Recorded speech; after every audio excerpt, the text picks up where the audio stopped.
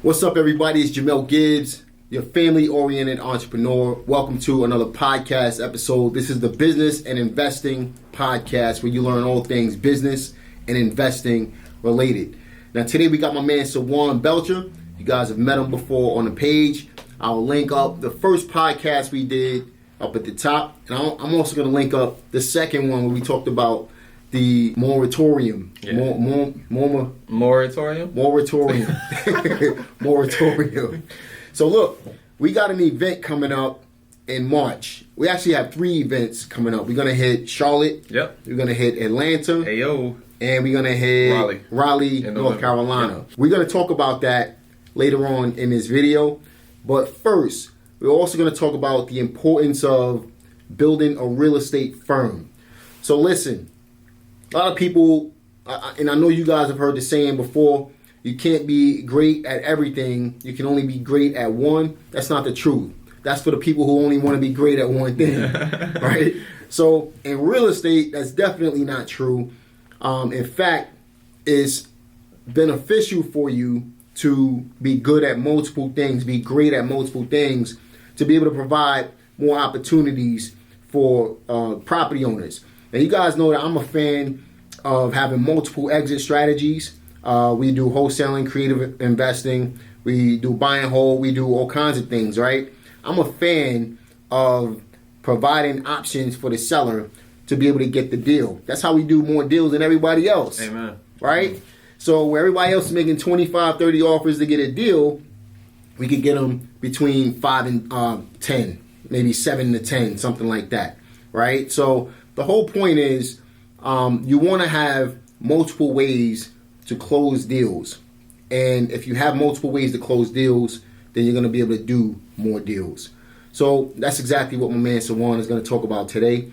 Building a real estate firm. What's up, my man? Yo, what's up, brother? Yo, wonderful to see you. Yeah, likewise, man. Thank you, man. And I love getting together because it just reminds me. Jamel does what I do just at a different level, and I'm more of like a really niche guy. And so when I said this to him, it really resonated. Because a lot of the times when we're trying to get into the business, we start with wholesaling, right? Because it's easy, right? You don't have to have a lot of money. You really just got to have the hustle. But as you're passing along deals, the market starts to curve, and then you go back and do research to see what your buyer sold properties for. Yep. They didn't make $25,000; they made $50,000. Mm-hmm. They didn't just get the $1,000 in rent; they got $1,400 in rent because the market goes up over time, right? So when you're wholesaling and you're leaving meat on the bone, you're leaving meat on the bone. So now, now I like to teach my guys not to just find deals and resell them, but how about just reselling it to yourself so you can hold on to make cash flow? Because a lot of what people don't understand is I make money every time I buy something, whether I hold it, whether I flip it. I make a fee on the front no matter what. Because that's how our business, survives. So acquisitions wise, you can make a cash offer, amen. You can make a creative offer, so seller financing if it's paid for, subject to if it's not. Okay. You can also make money, just having an investor-friendly realtor on your team. So we sell leads to realtors all day long. Okay. And what that's going to do is it's going to change your marketing spend to a marketing profit. So if you get a retail lead that already comes in on your through your chain in your CRM, you're able to sell leads or either work with them so that way you get a fee at the end of it when they make money. Okay. And then next, you want to provide lease option strategies. That's kind of the one that we do the least amount. But then outside of that, we also want to have a way that we can create any other kind of creative offer that we can make. So we want to be able to have a buffet of ways to get deals. Okay. And then when we go to sell the deal, Julian in our mastermind, one of his problems is his average deal size. He's only selling deals one way. Right. Okay. He's only assigning contracts. And so one thing that we recently changed that helped him go from like an average of $2,000 to $10,000 a deal is having him look at different ways to dispo the deal. So of course you got the assignment. Right. Next, you also have the hotel. Okay. Right. You got the hotel. Yep. And so why the hotel is powerful is because instead of having to sell a contract in 7 days, you either got to have a crazy deal or crazy connections, but when you're able to take it down yourself, still leave it as is, but put it on the MLS, by raising private money, and that gives you time. Okay, so whenever you have more time, you're able to get more in price. That's just the way. That's just the way it is. You have time to find the exact buyer for you, and instead of putting in front of your pool of buyers that you may have 2,000 buyers, you can put it in front of millions on the MLS. Another thing, exactly. That's exactly what I was going to talk about. When you're able to take down the properties and you're able to put them on the market, you can command higher prices. Now you have a larger pool of buyers, which means that they're going to be fighting over that deal. Everybody's looking for deals. If you become a deal finder in today's market and you're still able to get them at a discount like we are, then guess what? You're going to make a whole lot more money than everybody else. If you don't know how to find deals, then you better get with it, because if not, you're going to be left behind. So you got to know how to find deals. Amen. And if you know how to facilitate the deal, you know how to put the deal together, you know how to create the exit strategy that you want to create in order to make that type of profit, you're going to make a lot of money, especially right now. So, Sawand was mentioning different creative ways. You guys know I just came out with the hybrid wholesaling. Check the link in the description box. Check that out.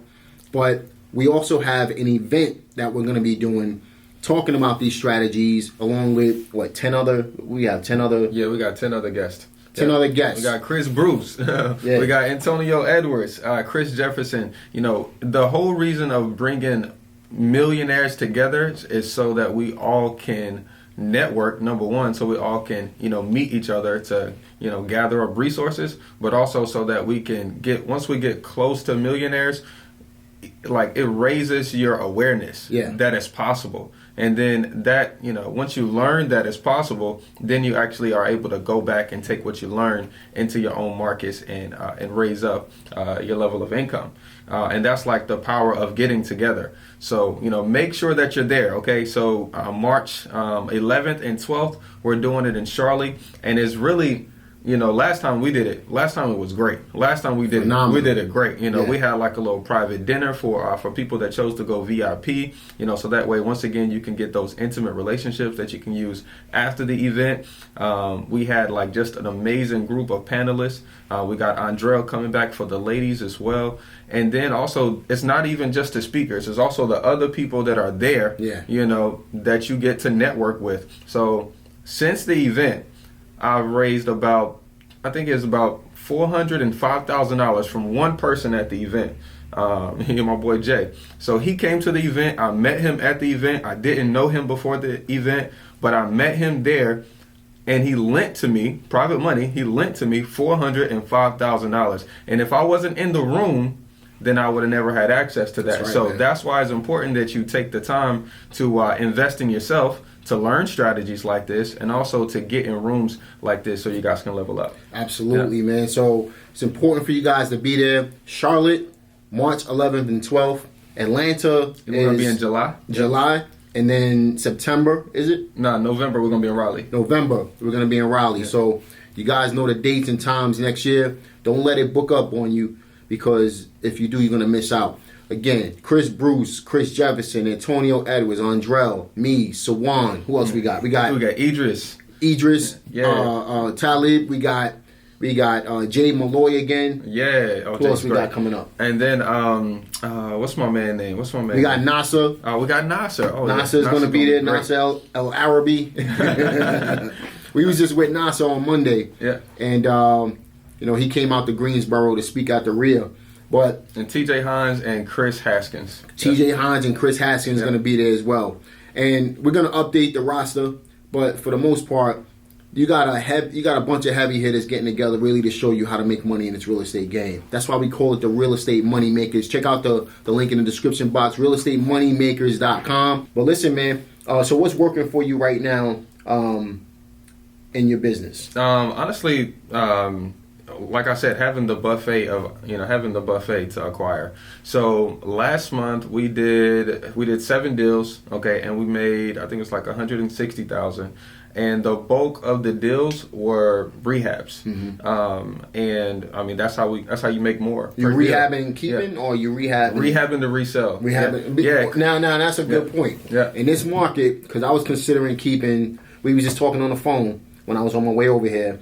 I was considering keeping some properties But right now it's just too good. Yeah. If you could get them cheap. Yeah. See, like the thing is, there's not, since the market is going up fast. Right. Right. So hood homes are now what your median price was before. Exactly. So 150, 160. And that's like first crazy, time home man. buyers. That's like first time home buyers.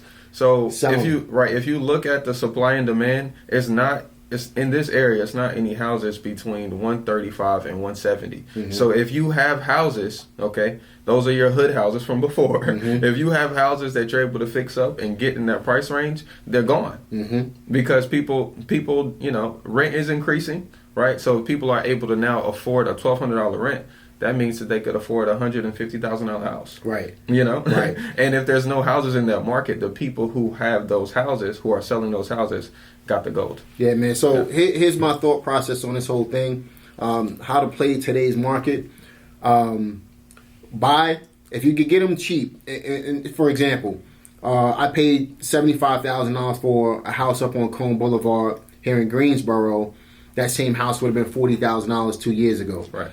But I got it pre-appraised for 120. Right. Right now, the thing will probably go for 135, 130, something like that. Right. The whole point is play the market as it comes. Right. Right. If I kept that house, which I was considering doing, then I could make a healthy rent. You mentioned $1,200. I could probably get about $1,000 for that because it's a 2-bedroom. But if I decided to sell and cash up right now, I'm thinking about what I'm gonna make over 15 years in that house. It'll take me 15 years to make the same kind of money it'll take me. Let's say I made $40,000. It'll take me 15 years to make that money if I held on to the property versus selling the property. So I can do a lot with $40,000 to be able to turn that into more millions in a relatively short period of time.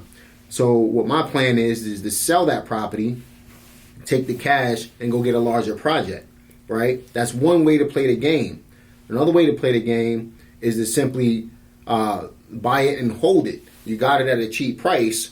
Let the market continue to rise up. Yeah. Right? Hold on to it long term, and then eventually cash out. I just picked up 2 seller financing deals. So like that's another thing that's working for us right now. Mm-hmm. I don't know why, but we're able to convince the sellers right now at zero interest, on seller financing right now. Like literally all I'm telling them is like, hey man, money is so cheap, it's practically 0%. Right. So I don't want to put a 2% on this note because we do the math with them on the bank rate amortization calculator. I'm like, bro, that's $1,000 more over 15 years. Let's not even waste your time with that. Let's just put 0%. And so I'm able to talk more sellers into 0% financing right now. Amortized over what period? Yeah, amortized over 8 years, 0%. Nice. Nice, yeah.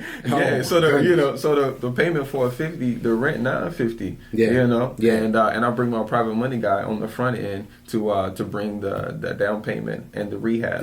Yeah. And I provide some some cash flow to him as well. Yeah. So I mean, it's a beautiful time to be right now in the business. That's why you got to have a buffet. It can't just be cash offer right now because if it is, the iBuyers and the hedge funds gonna beat you out. That's right, man. That's right. Listen, we're going to go into a lot more detail on this at our events.